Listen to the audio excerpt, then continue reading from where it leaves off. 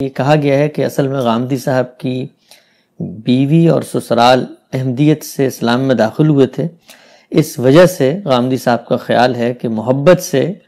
قادیانیوں، انہوں نے لکھا ہے، ہم ان کو احمدی کہتے ہیں، کو اسلام میں لایا جائے، اس لیے انہوں نے یعنی آپ نے اس ضمن میں ہمیشہ ایک محتاط رویہ اختیار کیا۔ یہ سری جھوٹ، سفید جھوٹ، سری بہتان ہے،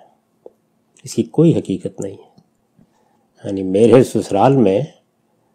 کوئی ایک شخص بھی ایسا نہیں ہے، میرے سسر، میری خوش دامن صاحبہ،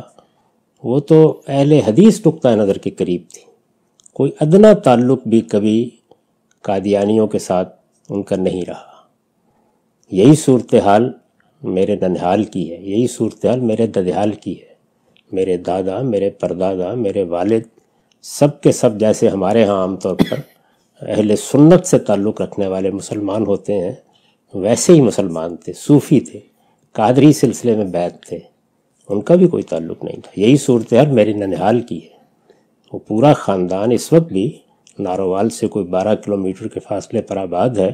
کوئی ایک شخص بھی وہاں نہ اب نہ اس سے پہلے کبھی قادیانی رہا ہے۔ یہ چونکہ ہمارا ضلع وہی سیالکوٹ ہے، تو اس لیے میری ددھیال کے بہت دور دراز اعزاء میں سے کچھ لوگ ضرور قادیانی ہوئے، لیکن براہ راست میرے اعزاء اقربا میں سے کوئی ایک شخص بھی نہیں ہے، نہ ددھیال میں، نہ ننہال میں، نہ میری سسرال میں۔ ٹھیک، اچھا غام صاحب، آپ ہی سے ہم نے چونکہ سیکھا ہے یہ بات، تو مجھے یہ کہنے میں کوئی تردد نہیں ہے، یہ جو احمدی حضرات ہیں یہ قادیانی کہلوانا پسند نہیں کرتے اپنے لیے، اور آپ نے اپنے جواب میں 2-3 دفعہ ظاہری بات ہے بیان میں قادیانی آ گیا، تو یہ کوئی جانتے بوجھتے تو نہیں ہے؟ یہ تو میں اس سوال کے جواب میں عرض کر رہا ہوں، یعنی جو بات کہی جا رہی ہے، جو الزام لگایا جا رہا ہے یا جو اطلاع دی جا رہی ہے، اس کی تردید میں عرض کر رہا ہوں۔ ورنہ میرا اپنا مسلک یہی ہے